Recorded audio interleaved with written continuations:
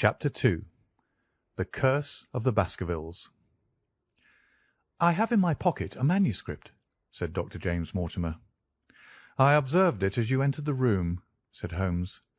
"It is an old manuscript." "Early 18th century, unless it is a forgery."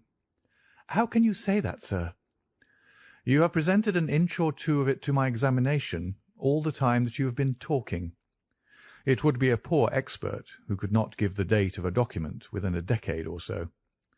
You may possibly have read my little monograph upon the subject. I put that at 1730. "The exact date is 1742. Dr. Mortimer drew it from his breast pocket. "This family paper was committed to my care by Sir Charles Baskerville, whose sudden and tragic death, some 3 months ago, created so much excitement in Devonshire.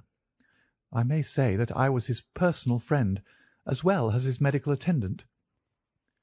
He was a strong-minded man, sir, shrewd, practical, and as unimaginative as I am myself. Yet he took this document very seriously, and his mind was prepared for just such an end as did eventually overtake him." Holmes stretched out his hand for the manuscript and flattened it upon his knee. "You will observe, Watson, the alternative use of the long S and the short. It is one of several indications which enabled me to fix the date." I looked over his shoulder at the yellow paper and the faded script.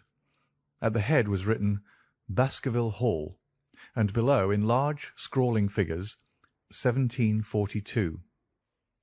"It appears to be a statement of some sort." "Yes, it is a statement of a certain legend which runs in the Baskerville family." "But I understand that it is something more modern and practical upon which you wish to consult me." "Most modern, a most practical, pressing matter, which must be decided within 24 hours. But the manuscript is short, and is intimately connected with the affair. With your permission, I will read it to you." Holmes leaned back in his chair, placed his finger-tips together, and closed his eyes with an air of resignation. Dr. Mortimer turned the manuscript to the light, and read in a high, cracking voice the following curious old-world narrative. "Of the origin of the Hound of the Baskervilles there have been many statements, yet as I come in a direct line from Hugo Baskerville, and as I had the story from my father, who also had it from his, I have set it down with all belief that it occurred even as is here set forth. And I would have you believe, my sons, that the same justice which punishes sin may also most graciously forgive it, and that no ban is so heavy but that by prayer and repentance it may be removed. Learn then from this story not to fear the fruits of the past, but rather to be circumspect in the future, that those foul passions whereby our family has suffered so grievously may not again be loosed to our undoing. Know, then, that in the time of the Great Rebellion, the history of which by the learned Lord Clarendon I most earnestly commend to your attention, this manor of Baskerville was held by Hugo of that name, nor can it be gainsaid that he was a most wild, profane, and godless man. This, in truth, his neighbours might have pardoned, seeing that saints have never flourished in those parts, but there was in him a certain wanton and cruel humour, which made his name a byword through the West. It chanced that this Hugo came to love, if indeed so dark a passion may be known under so bright a name, the daughter of a yeoman who held lands near the Baskerville estate. But the young maiden, being discreet and of good repute, would ever avoid him, for she feared his evil name. So it came to pass that one Michaelmas this Hugo, with 5 or 6 of his idle and wicked companions, stole down upon the farm and carried off the maiden, her father and brothers being from home, as he well knew. When they had brought her to the hall, the maiden was placed in an upper chamber, while Hugo and his friends sat down to a long carouse, as was their nightly custom. Now the poor lass, upstairs, was like to have her wits turned at the singing and shouting and terrible oaths which came up to her from below, for they say that the words used by Hugo Baskerville when he was in wine, were such as might blast the man who said them. At last, in the stress of her fear, she did that which might have daunted the bravest or most active man, for by the aid of the growth of ivy which covered, and still covers, the south wall, she came down from under the eaves, and so homeward across the moor, there being 3 leagues betwixt the Hall and her father's farm. It chanced that some little time later Hugo left his guests to carry food and drink, with other worse things perchance, to his captive, and so found the cage empty and the bird escaped. Then, as it would seem, he became as one that hath a devil, for rushing down the stairs into the dining hall, he sprang upon the great table, flagons and trenchers flying before him, and he cried aloud before all the company that he would that very night render his body and soul to the powers of evil, if he might not overtake the wench. And while the revellers stood aghast at the fury of the man, one more wicked, or it may be more drunken than the rest, cried out that they should put the hounds upon her, whereat Hugo ran from the house, crying to his grooms that they should saddle his mare and unkennel the pack, and giving the hounds a kerchief of the maid's, he swung them to the line, and so off full cry in the moonlight over the moor. Now, for some space the revellers stood agape, unable to understand all that had been done in such haste. But anon their bemused wits awoke to the nature of the deed which was like to be done upon the moorlands. Everything was now in an uproar, some calling for their pistols, some for their horses, and some for another flask of wine. But at length some sense came back to their crazed minds, and the whole of them, 13 in number, took horse and started in pursuit. The moon shone clear above them, and they rode swiftly abreast, taking that course which the maid must needs have taken if she were to reach her own home. They had gone a mile or 2 when they passed one of the night shepherds upon the moorlands, and they cried to him to know if he had seen the hunt.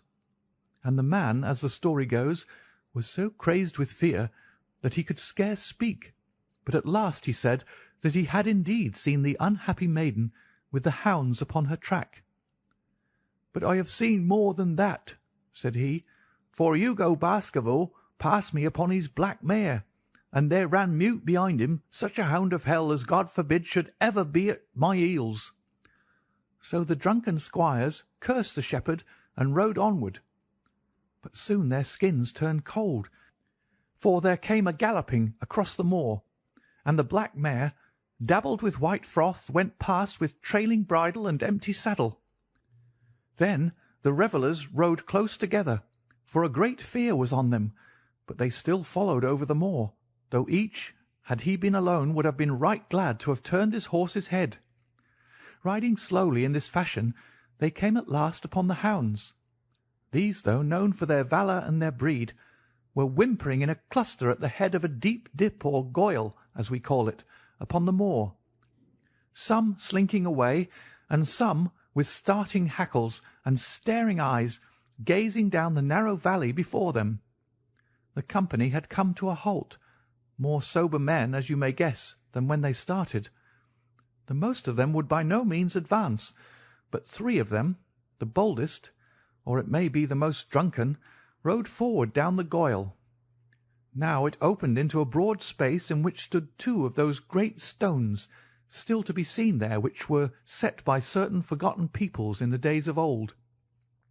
The moon was shining bright upon the clearing, and there in the centre lay the unhappy maid where she had fallen, dead of fear and of fatigue. But it was not the sight of her body, nor yet that of the body of Hugo Baskerville lying near her, which raised the hair upon the heads of these 3 daredevil roisterers, but it was that, standing over Hugo and plucking at his throat, there stood a foul thing, a great black beast, shaped like a hound, yet larger than any hound that ever mortal eye has rested upon. And even as they looked, the thing tore the throat out of Hugo Baskerville, on which, as it turned its blazing eyes and dripping jaws upon them, the 3 shrieked with fear and rode for dear life, still screaming across the moor.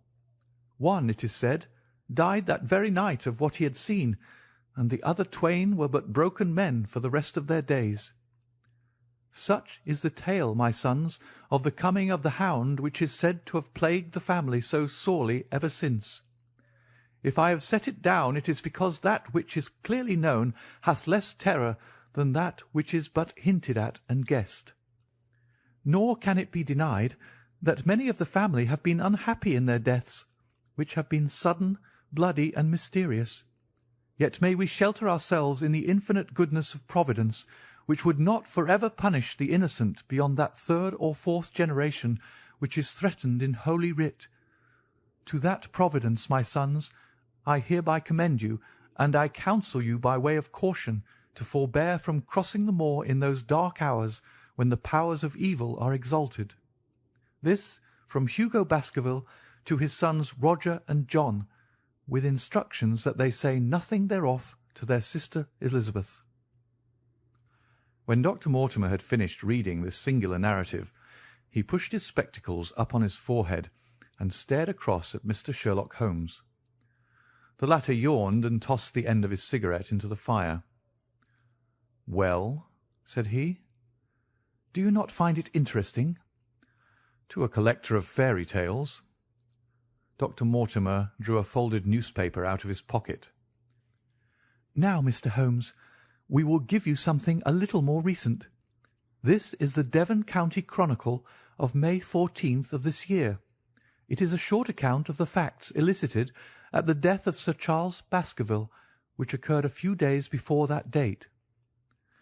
My friend leaned a little forward, and his expression became intent. Our visitor readjusted his glasses and began.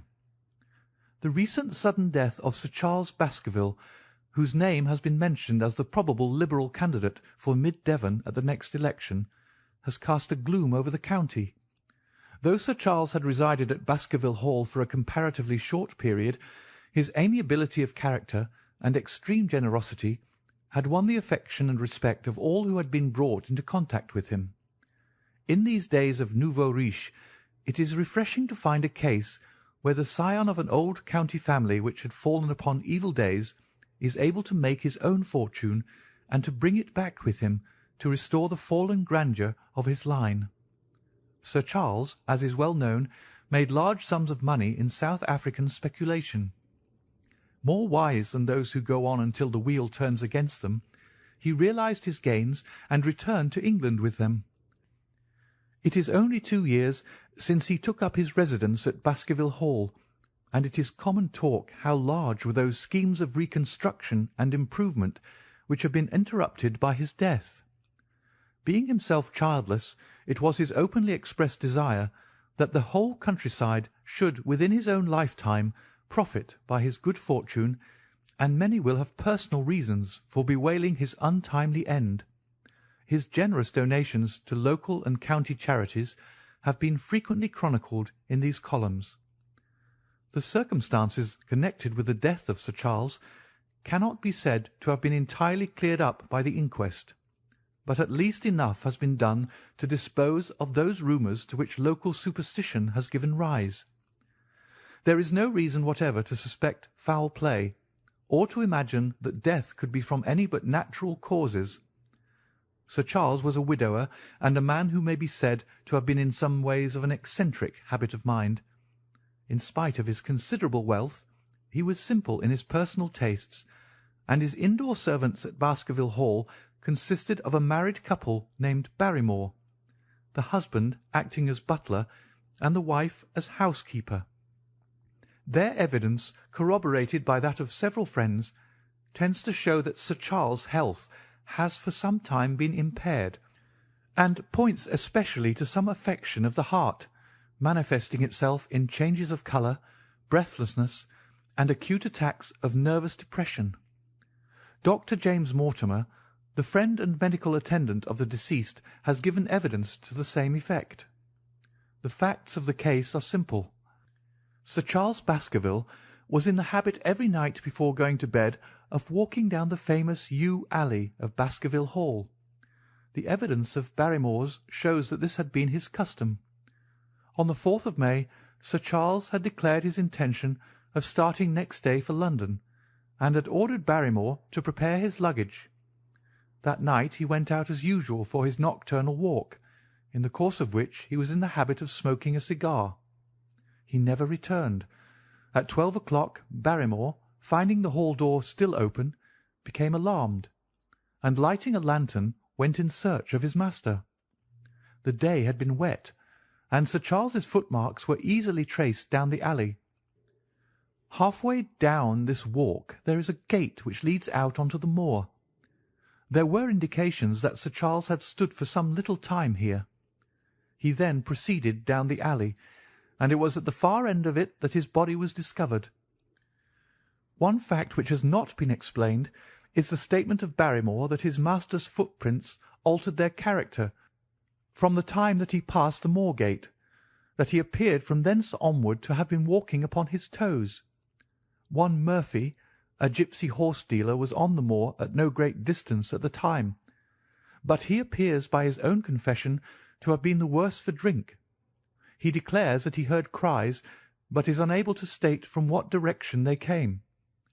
No signs of violence were to be discovered upon Sir Charles's person, and though the doctor's evidence pointed to an almost incredible facial distortion, so great that Dr. Mortimer refused at first to believe that it was indeed his friend and patient who lay before him, it was explained that is a symptom which is not unusual in cases of dyspnea and death from cardiac exhaustion. This explanation was borne out by the post-mortem examination, which showed long-standing organic disease, and the coroner's jury returned a verdict in accordance with the medical evidence. It is well that this is so, for it is obviously of the utmost importance that Sir Charles's heir should settle at the Hall and continue the good work which has been so sadly interrupted. Had the prosaic finding of the coroner not finally put an end to the romantic stories which have been whispered in connection with the affair, it might have been difficult to find a tenant for Baskerville Hall. It is understood that the next of kin is Mr. Henry Baskerville, if he is still alive, the son of Sir Charles Baskerville's younger brother. The young man, when last heard of, was in America, and inquiries are being instituted with a view to informing him of his good fortune. Dr. Mortimer refolded his paper and replaced it in his pocket. Those are the public facts, Mr. Holmes, in connection with the death of Sir Charles Baskerville. I must thank you, said Sherlock Holmes, for calling my attention to a case which certainly presents some features of interest. I had observed some newspaper comment at the time, but I was exceedingly preoccupied by that little affair of the Vatican cameos, and in my anxiety to oblige the Pope, I lost touch with several interesting English cases. This article, you say, contains all the public facts? It does. Then let me have the private ones. He leaned back, put his finger-tips together, and assumed his most impassive and judicial expression. In doing so, said Dr. Mortimer, who had begun to show signs of some strong emotion, I am telling that which I have not confided to anyone. My motive for withholding it from the coroner's inquiry is that a man of science shrinks from placing himself in the public position of seeming to endorse a popular superstition. I had the further motive that Baskerville Hall, as the paper says, would certainly remain untenanted if anything were done to increase its already rather grim reputation. For both these reasons I thought that I was justified in telling rather less than I knew, since no practical good could result from it, but with you there is no reason why I should not be perfectly frank. The moor is very sparsely inhabited, and those who live near each other are thrown very much together. For this reason I saw a good deal of Sir Charles Baskerville. With the exception of Mr. Frankland of Lafter Hall and Mr. Stapleton, the naturalist, there are no other men of education within many miles. Sir Charles was a retiring man, but the chance of his illness brought us together, and a community of interest in science kept us so. He had brought back much scientific information from South Africa, and many a charming evening we had spent together, discussing the comparative anatomy of the Bushman and the Hottentot. Within the last few months it became increasingly plain to me that Sir Charles's nervous system was strained to the breaking point. He had taken this legend which I have read you exceedingly to heart, so much so that although he would walk in his own grounds, nothing would induce him to go out upon the moor at night. Incredible as it may appear to you, Mr. Holmes, he was honestly convinced that a dreadful fate overhung his family, and certainly the records which he was able to give of his ancestors were not encouraging. The idea of some ghastly presence constantly haunted him, and on more than one occasion he has asked me whether I had on my medical journeys at night ever seen any strange creature or heard the baying of a hound. The latter question he put to me several times, and always with a voice which vibrated with excitement. I can well remember driving up to his house in the evening some 3 weeks before the fatal event. He chanced to be at his hall door. I had descended from my gig and was standing in front of him when I saw his eyes fix themselves over my shoulder and stare past me with an expression of the most dreadful horror. I whisked round and had just time to catch a glimpse of something which I took to be a large black calf passing at the head of the drive. So excited and alarmed was he that I was compelled to go down to the spot where the animal had been and look around for it. It was gone, however, and the incident appeared to make the worst impression upon his mind. I stayed with him all the evening, and it was on that occasion, to explain the emotion which he had shown, that he confided to my keeping that narrative which I read to you when I first came in. I mention this small episode because it assumes some importance in view of the tragedy which followed, but I was convinced at the time that the matter was entirely trivial, and that his excitement had no justification. I was at my advice that Sir Charles was about to go to London.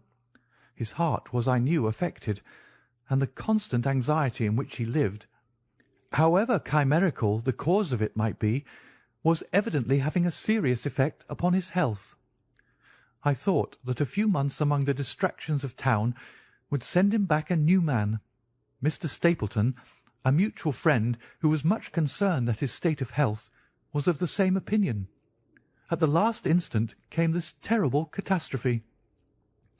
On the night of Sir Charles's death, Barrymore the butler, who made the discovery, sent Perkins the groom on horseback to me, and as I was sitting up late, I was able to reach Baskerville Hall within an hour of the event.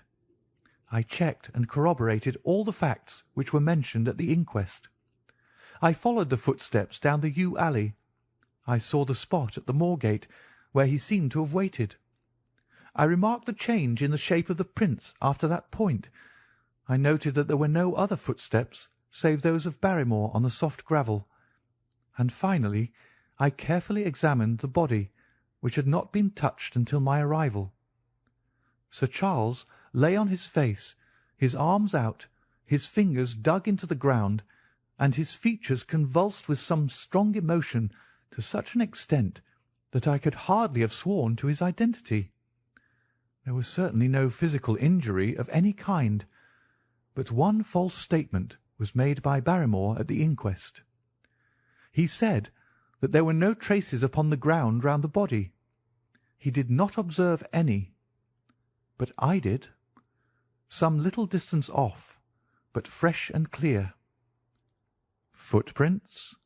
Footprints. A man's or a woman's? Dr. Mortimer looked strangely at us for an instant, and his voice sank almost to a whisper as he answered, "Mr. Holmes, they were the footprints of a gigantic hound."